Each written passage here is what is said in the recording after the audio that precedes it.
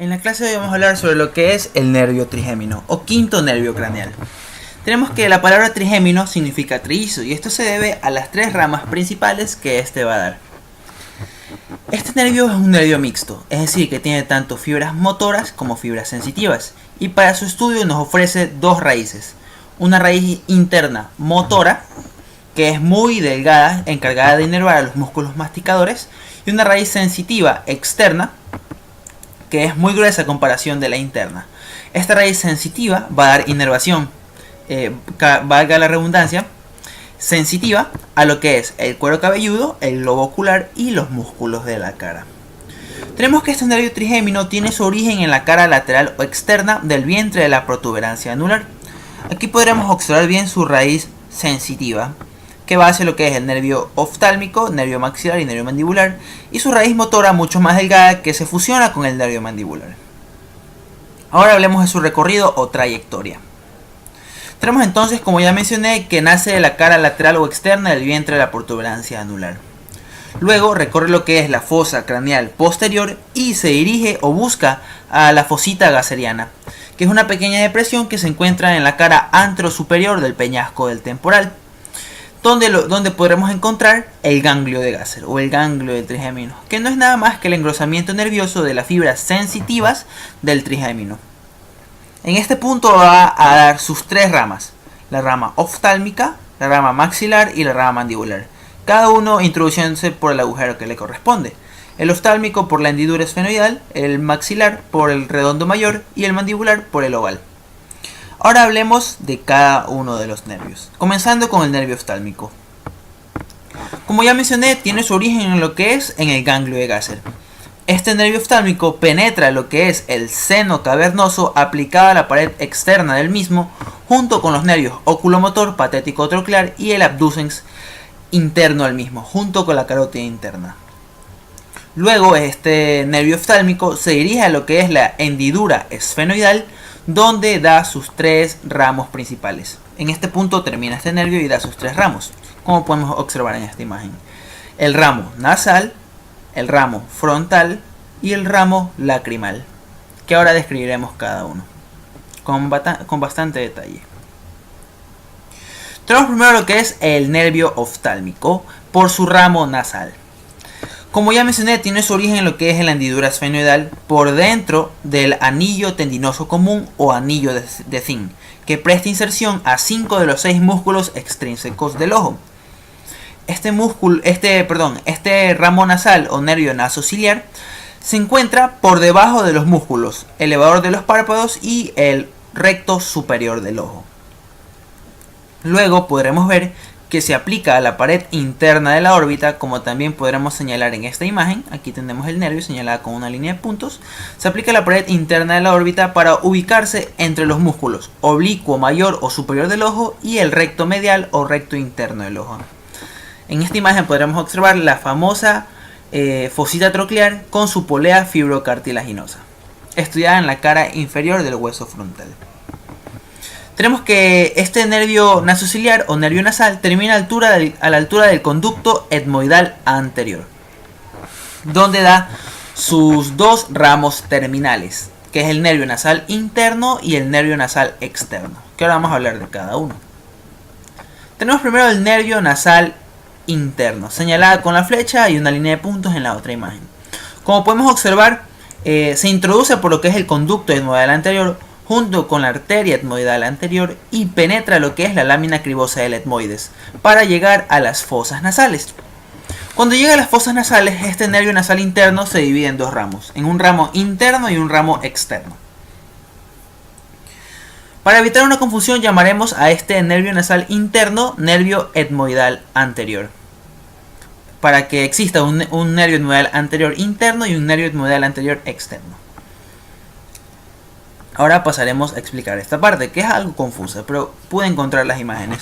Tenemos aquí una visión medial y una visión lateral de las fosas nasales. Como mencioné, este nervio nasal interno o etmoidal anterior se introduce por el conducto etmoidal anterior y llega a las fosas nasales. Aquí podremos observar la pared externa de las fosas nasales. Este ramo externo del nervio etmoidal anterior se aplica a la pared externa de las fosas nasales, mientras que su ramo interno se aplica al tabique nasal. Eso es en cuanto al nervio nasal interno. Ahora vamos a hablar del nervio nasal externo, que es otra de sus ramas terminales. Aquí podremos encontrarlo señalada con una línea de puntos. Este nervio nasal externo se dirige hacia lo que es la polea fibrocartilaginosa, a la fosita troclear, dando dos ramos, uno superior y uno inferior. Como podemos observar aquí también este nervio, es el mismo nervio, el nervio nasal externo. El ramo inferior va a inervar lo que es la región palpebral, el dorso de la nariz y las vías lacrimales, mientras que su ramo superior va a inervar lo que es la piel de la región interciliar. Ahora pasamos a las ramas colaterales del nervio nasal. Entonces hasta ahora queda de esta manera. El nervio nasal o nervio nasociliar tiene dos ramos terminales, que es el nasal interno y externo, y tres ramos colaterales que ahora los voy a mencionar y luego se los voy a mostrar cada uno. Tenemos primero una rama sensitiva para el ganglio oftálmico o ganglio nasociliar de Willis. Tenemos lo que son los nervios ciliares largos y por último el nervio etmoidal de Luschka. Ahora les enseñaré cada uno, que aparecerá en su pantalla señalada de negro. Tenemos primero la rama sensitiva para el ganglio oftálmico. Luego encontramos los que son los nervios ciliares largos, que son de 3 a 4 filetes, que contienen fibras simpáticas posinápticas dirigidas hacia lo que es el músculo dilatador de la pupila, al cual llegan atravesando la esclerótica del ojo. Estos nervios ciliares largos son, como ya dije, van directo a lo que es el músculo dilatador de la pupila, por ende van a ser iridodilatadores. Y por último encontramos lo que es el nervio etmoidal de Luschka, que se dirige hacia lo que es el conducto etmoidal posterior, como muestra en esta imagen. Aquí podremos observar, aquí tenemos los nervios ciliares largos.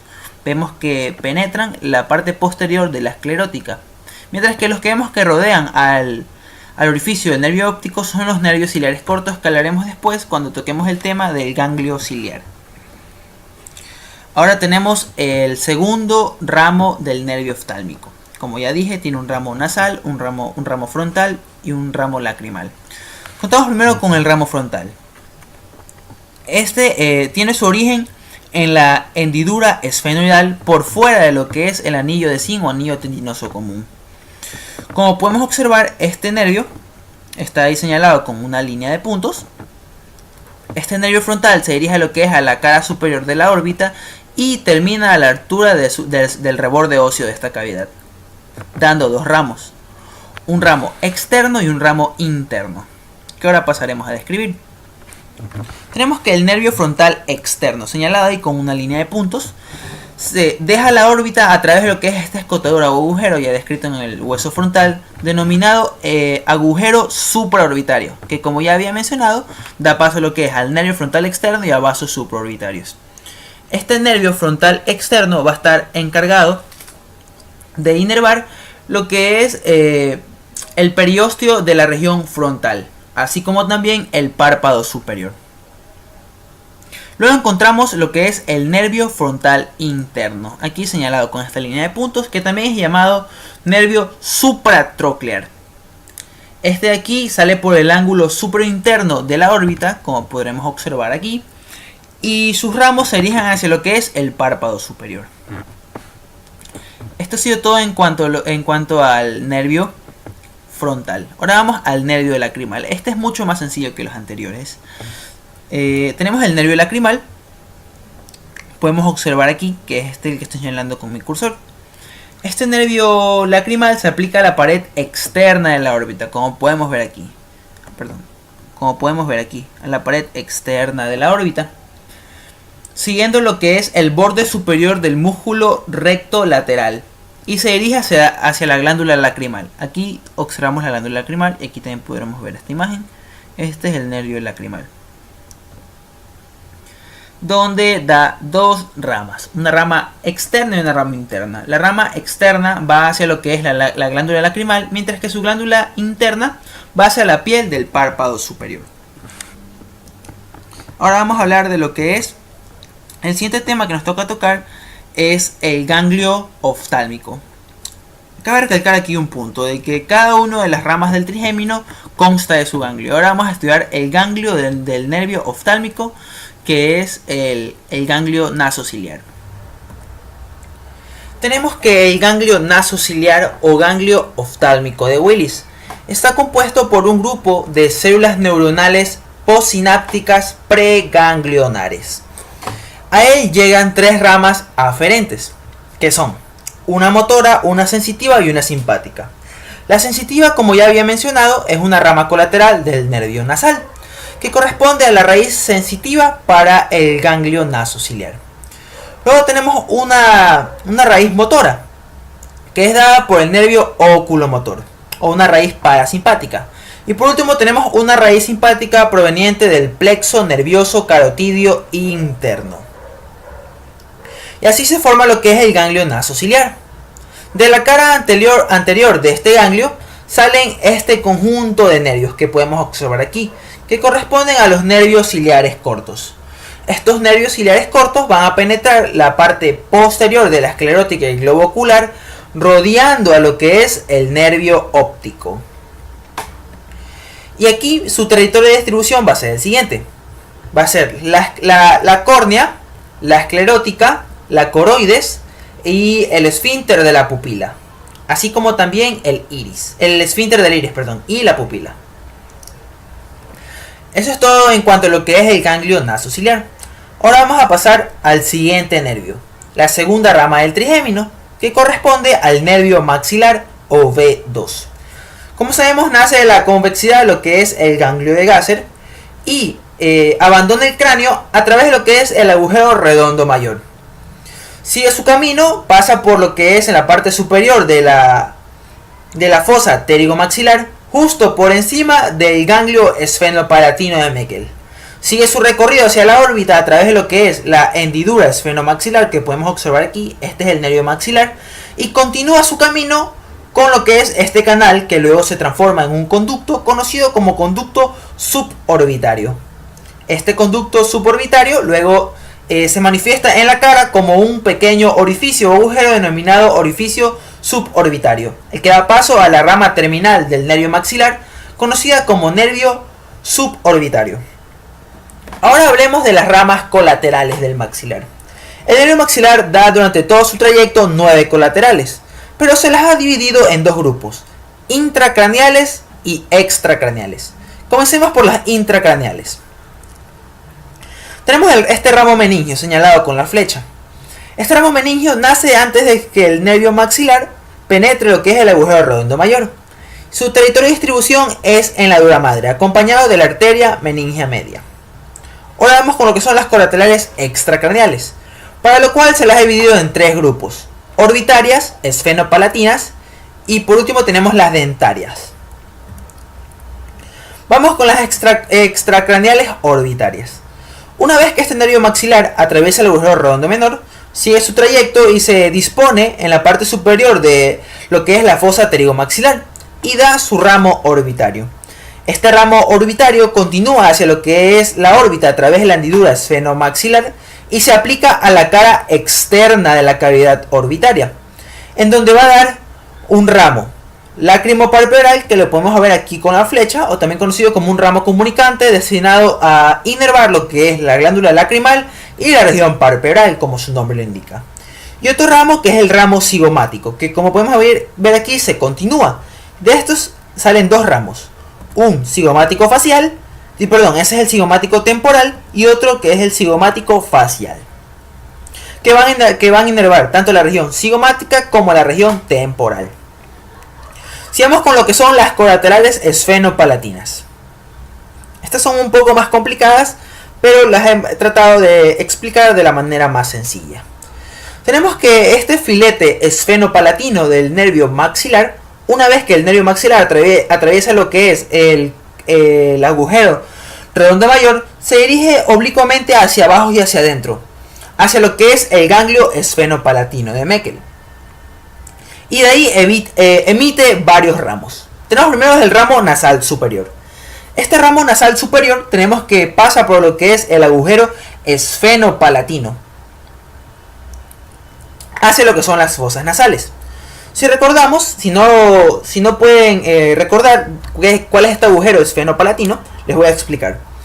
Recuerden que la lámina vertical de lo que es el hueso palatino tiene en su borde superior una pequeña escotadura, que se transforma en agujero al unirse con lo que es el cuerpo del esfenoides. Bueno, de ese agujero estoy hablando. Ese es el agujero esfenopalatino, que deja pasar al nervio nasal superior. Este nervio, como lo hemos señalado aquí con la flecha, se distribuye en la mucosa que tapiza tanto al cornete superior como al cornete o concha media. Luego tenemos al nervio nasopalatino, o también denominado nervio esfenopalatino. Este nervio esfenopalatino asimismo penetra lo que es el agujero esfenopalatino acompañado de la arteria esfenopalatina y se aplica a lo que es la cara anterior del esfenoides. Un detalle que se me olvidó mencionar aquí en esta flecha es que este nervio nasal superior da origen al nervio faríngeo de Bock, que pasa por el conducto pterigopalatino. Ahora sí, volviendo a lo que es el nervio nasopalatino o esfenopalatino, que está señalado aquí con la flecha. Como dije, atraviesa lo que es el agujero esfenopalatino y luego se aplica a la cara anterior del esfenoides. Pasa por lo que es el borde superior del vómer, en donde podremos encontrar un canal.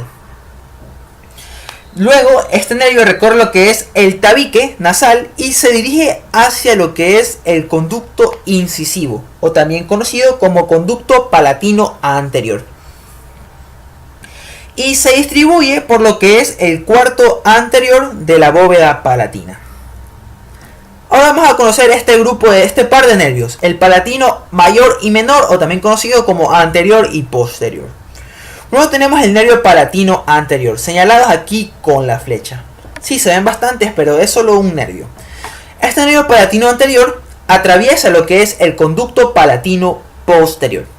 Si no recuerdan dónde queda este conducto, vamos a hacer un feedback.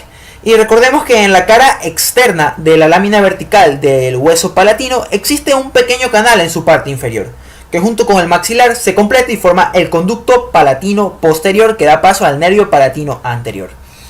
Este nervio palatino anterior se dirige hacia abajo y llega hasta lo que es la bóveda palatina, en donde va a inervar lo que son las encías y parte del velo del paladar. Tenemos que dar una rama colateral conocida como nervio nasal posterior inferior, el cual inerva la mucosa que tapiza el cornete inferior. Ahora tenemos el nervio palatino posterior o nervio palatino menor, señalados aquí con la flecha. Este nervio de aquí penetra lo que es el conducto palatino accesorio y luego llega hacia lo que es el velo del paladar, donde va a inervar al músculo peristafilino interno, al palatogloso y al faringoestafilino, que son músculos de la faringe. Ahora, vamos al último grupo de las colaterales extracraneales, que corresponde a los nervios dentarios, anterior y posterior. Tenemos que el nervio dentario anterior, también conocido como nervio alveolar medio y antero superior. Ambos tenemos que penetran un conducto excavado en el espesor de lo que es el maxilar e inervan a lo que es los incisivos. Luego encontramos lo que son el nervio dentario posterior o alveolar posterior.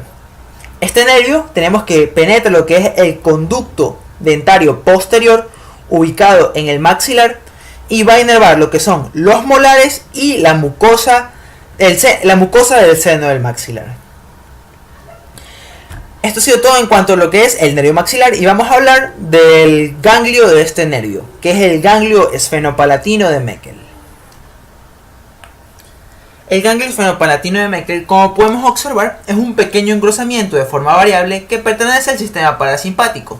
Este se encuentra ubicado en la parte superior de la fosa pterigomaxilar, justo por debajo del nervio maxilar. Tiene dos ramas aferentes, una externa, que corresponde a lo que es el nervio maxilar, y una posterior, que corresponde al nervio ovidiano.